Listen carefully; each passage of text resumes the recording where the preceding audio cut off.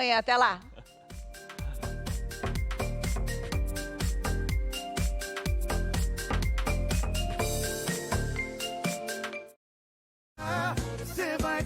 Jorge Mateus Tepe.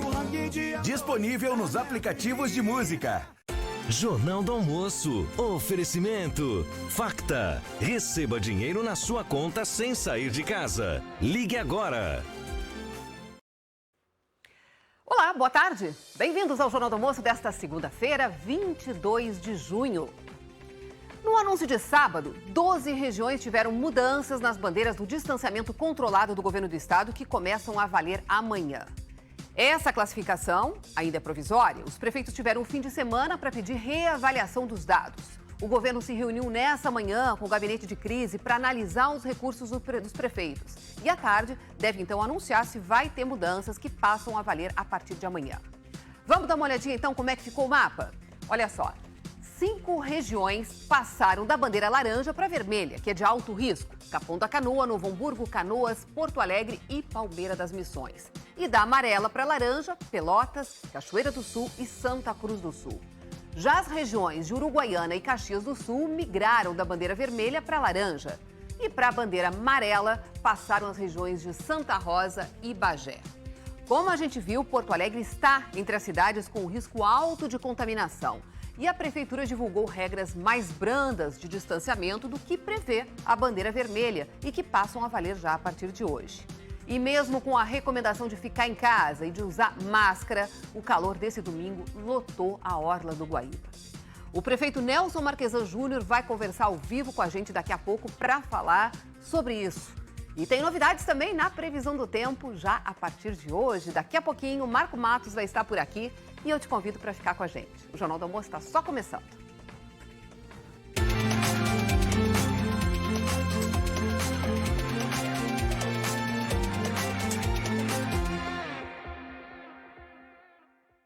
Porto Alegre começou a semana já com um novo decreto que restringe atividades na capital, principalmente no comércio. O Thiago Guedes foi às ruas para conferir a movimentação nesse começo de segunda-feira com as mudanças.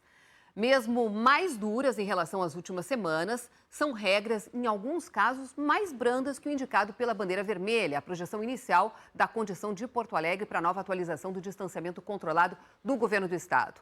Boa tarde, Thiago. Queria que você contasse para a gente o que você viu na rua, o que afinal, os comerciantes, enfim, colocaram em prática nessa segunda-feira.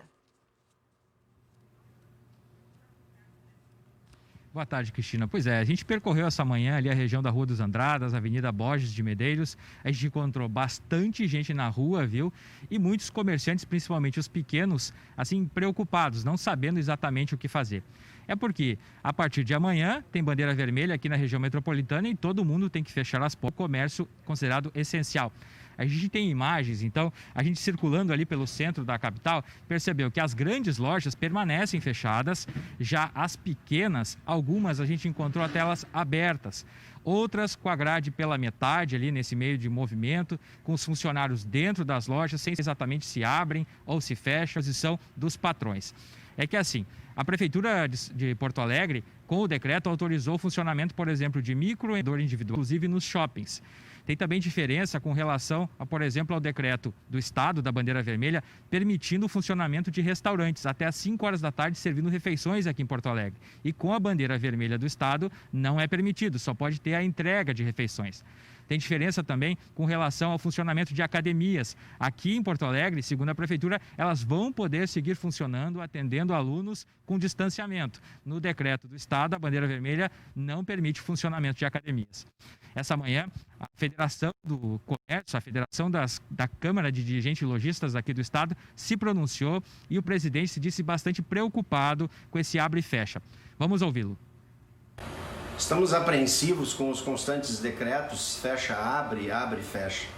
A doença Covid-19 não tem como canal de propagação os estabelecimentos comerciais, a indústria, o setor primário ou a prestação de serviços.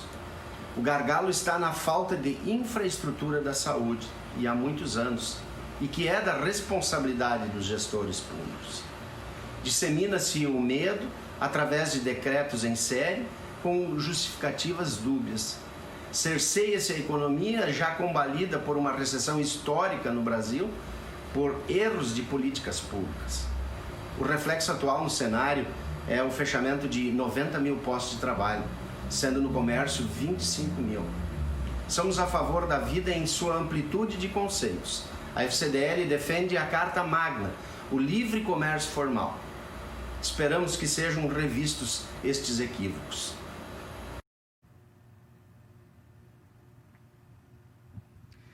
Cristina, o governo do estado informou que o gabinete de crise, como você falou no início do jornal, se reúne essa manhã, ainda está reunido, não tem uma oposição, revisando essa dinâmica aí das bandeiras que agora entram em vigor na terça-feira e não mais na segunda-feira. Então hoje eles devem confirmar as bandeiras numa entrevista ao vivo que eles fazem pela internet às 2h da tarde.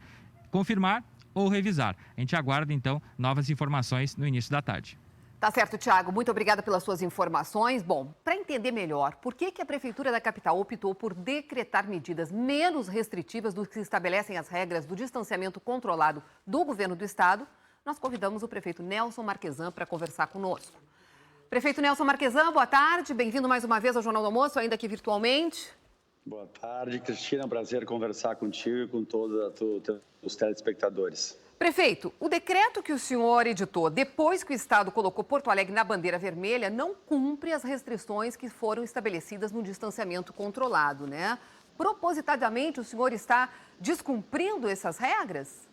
Eu acho que essas afirmações criam um ambiente que não existe de atrito, Cristina, e elas não têm uma evidência lógica, né?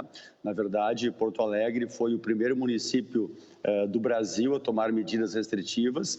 Nós fomos o primeiro município do Brasil a dobrar a nossa curva e termos 2 meses de uma demanda regular de leitos de UTI, e nós estamos tomando medidas sempre mais restritivas que todos os municípios do estado do Rio Grande do Sul e do que o próprio estado tomou para todos os municípios. Então, o que acontece é que em algumas questões específicas nós somos diferentes, e essas diferenças não serão motivo de atrito, por mais que isso possa, às vezes, ser vontade de um indivíduo ou de outro. Esse não é um momento de atrito, esse é um momento de muita cautela e de a gente trabalhar de forma organizada. O município tem algumas peculiaridades e outras questões são absolutamente insignificantes, né? Como, por exemplo, nós deixamos abertos museus e bibliotecas. Isso, do ponto de vista epidemiológico, não tem nenhum problema em deixar aberto ou em vir a fechar. Isso não será um motivo de atrito. Nós entendemos que o Grêmio, o Inter e o São José e os clubes esportivos aqui em Porto Alegre não oferecem nenhum risco significativo para não parar em treinamentos de preparação física ou técnicos sem contato. Mas isso também não é motivo de atrito. As bandeiras do governo do estado são muito importantes, são uma referência e não se compara aqui as diferenças operacionais e quase que insignificantes em relação ao estado, com o fato de um ou outro prefeito ou do governo federal ou de outros governadores negarem a pandemia. Porto Alegre nunca fez isso e é uma referência no Brasil, é uma referência em legislação, na formatação de decreto que é copiado pelo Brasil afora, é uma referência nas estruturações de saúde, e eu acho que é importante eu ter uma oportunidade depois de responder ao presidente da FCDL de forma direta, e é uma referência em números, Cristiano. Nós temos números melhores que todas as outras cidades e todas as outras capitais, à exceção de Florianópolis, que evidentemente, por ser uma ilha, por ter 300 mil habitantes e tomar algumas medidas que são muito difíceis de aplicar em Porto Alegre, tem números menores do que nós em relação a óbitos, senão nós continuamos a ser uma referência de novo. Não há atrito em relação ao governo do estado e nem problemas de interpretação de que nós temos uma pandemia e a única forma da gente evitar a propagação dela é evitando a circulação das pessoas. Prefeito, agora, as regras do distanciamento controlado, eu volto a dizer, elas não dão autoridade aos prefeitos para os prefeitos flexibilizarem mais as normas das bandeiras. O que elas podem é, justamente como o senhor vinha fazendo antes, restringir ainda mais. Assim, cada um falando uma língua, parece que fica assim, né? O prefeito diz uma coisa, o governador fica dizendo outra. Isso não é muito ruim para a população? Nós vimos há pouco aí, o Thiago Guedes foi às ruas, tem comerciante trabalhando ali, ó, com meia porta, porque ele não sabe o que fazer, se ele abre, se ele fecha. Isso não é ruim demais para a população, prefeito?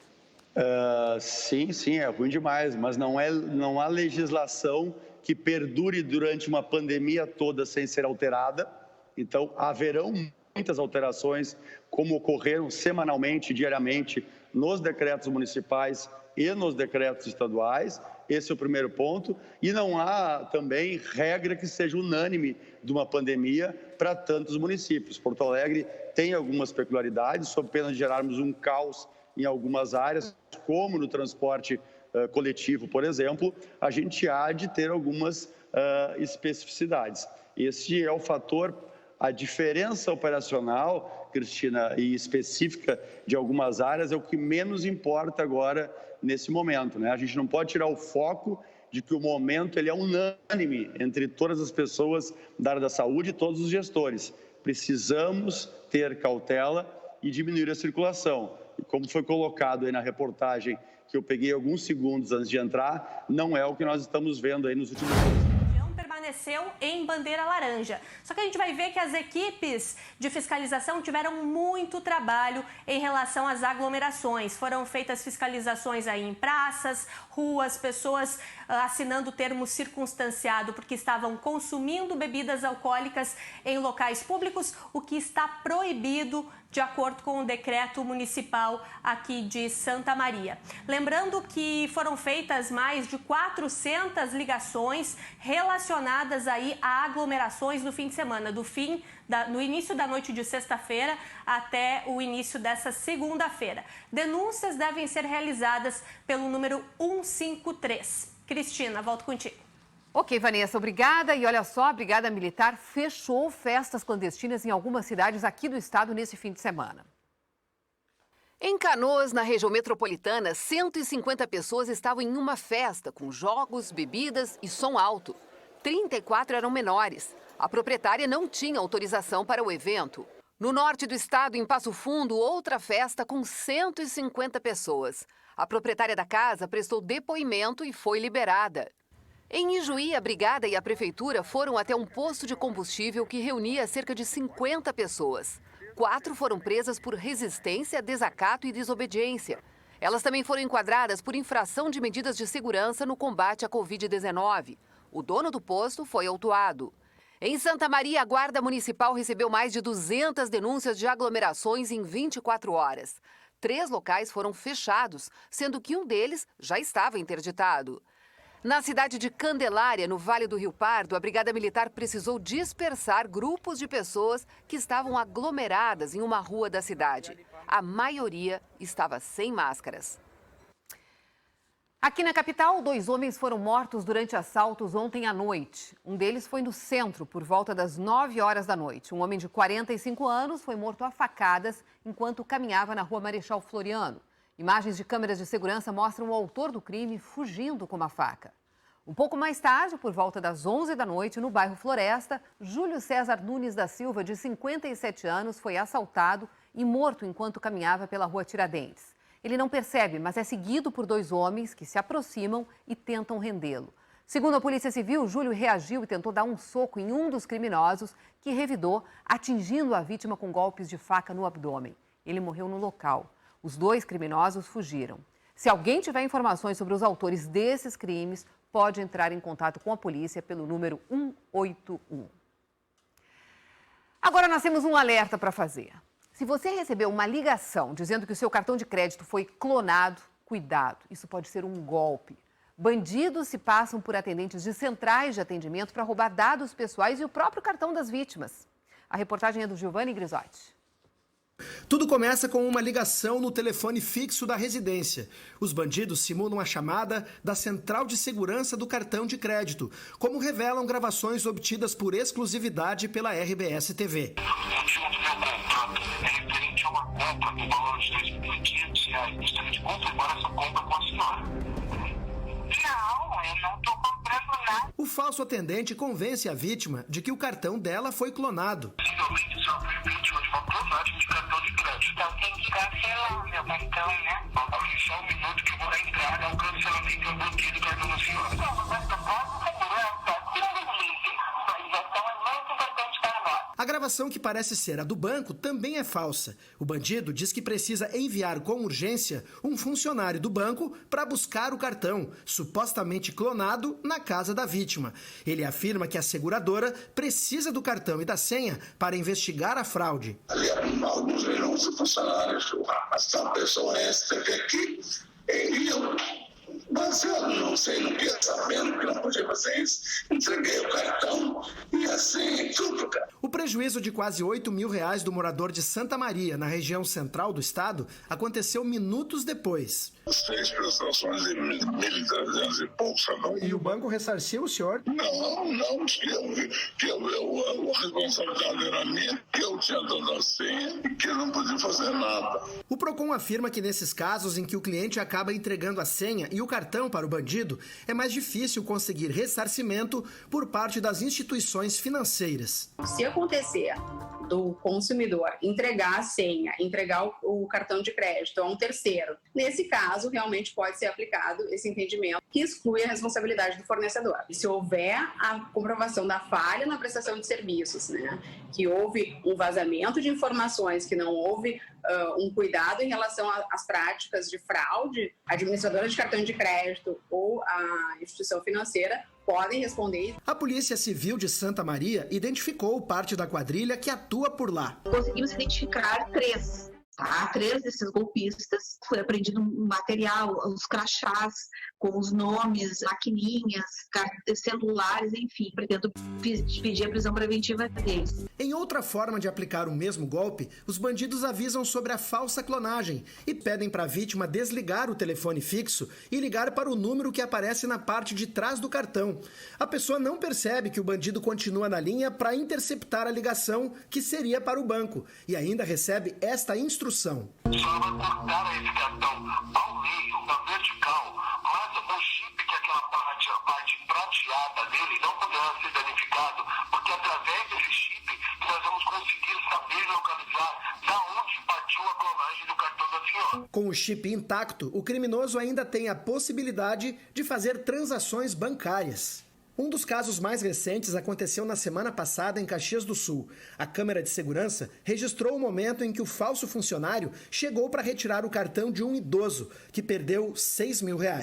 Desconfie porque ele se apresentou como funcionário do banco, dizendo que tinha entrado uma cobrança indevida. Eu preciso que o senhor me mande o cartão de banco. Segundo a Federação Brasileira de Bancos, esse tipo de golpe aumentou 65% desde o início da pandemia. Este aposentado de Guaíba, na Grande Porto Alegre, ficou profundamente abalado. Me deu assim um branco, não precisa nem explicar. Eu senti naquele momento, eu dei o cartão e dei o cartão. Cartão é um prejuízo de certeza. 3 mil reais. A situação para mim foi terrível. Esta outra idosa de São Luís Gonzaga, nas Missões, perdeu quase R$5 mil. Eu achei que eu estava falando do pessoal do banco, né? Por enquanto, nós identificamos 4 vítimas, né? 4 registros que já chegaram na Draco de São Luís Gonzaga.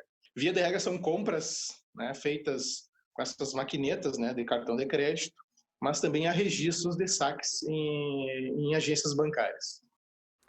A Febraban, entidade que representa os bancos, diz que se você receber esse tipo de ligação, deve desligar imediatamente e ligar para o seu gerente. A entidade diz ainda que nenhum banco oferece esse tipo de serviço de motoboy para retirada de documentos. E se você for inutilizar o seu cartão, é importante você prestar atenção de danificar o chip, não só cortar o meio cartão, sabe? Tem que danificar o chip para que ele não possa mais ser utilizado. Bom, o Marco Matos já estreou aqui lá no primeiro bloco, trouxe a informação para hoje, para amanhã aqui no Rio Grande do Sul, mas agora ele está chegando aqui e eu sei que é com notícia boa, né, Marco? É com notícia boa, Cristina. Claro que ainda não da maneira como todo mundo esperava, né? A gente vai falar de estiagem, mas dá para dizer para vocês de casa que já está chovendo um pouco, então isso é muito bom, né? Principalmente para os agricultores. Para conversar um pouquinho e essa conversa ficar melhor, a gente preparou uma tela aqui, inclusive, Cris, vamos ver comigo aqui a tela da estiagem. que tem alguns números importantes. 407 municípios aqui do estado estão em situação de emergência decretada por causa dessa estiagem. A última vez que o ano começou tão seco assim foi em 2012. E aí a gente tem problemas específicos em algumas cidades aqui do estado. A gente tinha separado aqui Cruz Alta e Venâncio Aires, porque são cidades que nesse ano a chuva foi muito menor do que no ano passado e nos outros anos, do que a média histórica. E aí o seguinte, gente, voltou aqui a nossa tela. Em Venâncio Aires, a gente tem que choveu nesse ano 472 milímetros, isso é 64% do normal. Só que desde maio está chovendo lá um pouco e isso melhorou muito a vida dos agricultores por lá. Cris, me ajuda a chamar a Kelly Veronese, nossa colega, lá da região dos vales, ela está lá no Vale do Rio Pardo agora, em Venâncio Aires, para mostrar para a gente ao vivo como está melhorando a vida por aí. A gente mostrou nos últimos meses pessoas carregando água em balde para dar água para os animais. E agora a situação, olha, está bem verdinha a horta que tu está aí, né, Kelly?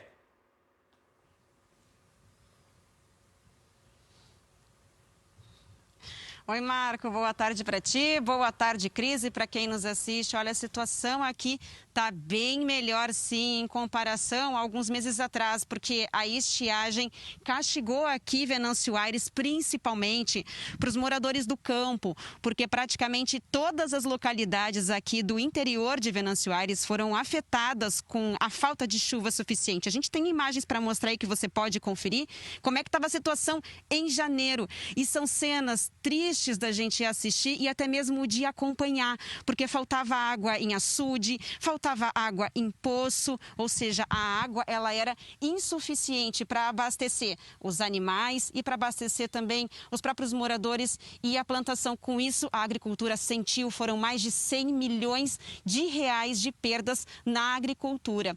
A gente está aqui numa propriedade de Estância Nova e a produção de milho foi 90% perdida e quase que a de fumo não saiu, que a gente está vendo aqui, pessoal.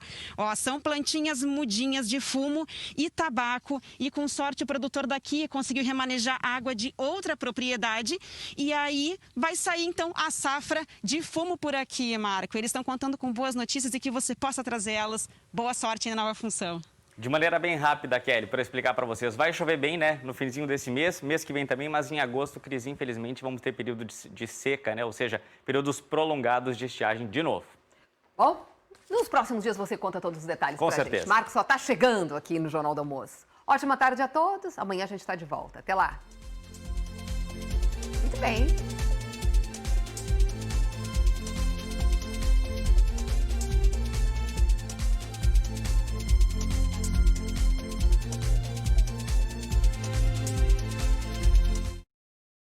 Jornal do Almoço. Oferecimento. Facta. Receba dinheiro na sua conta sem sair de casa. Ligue agora.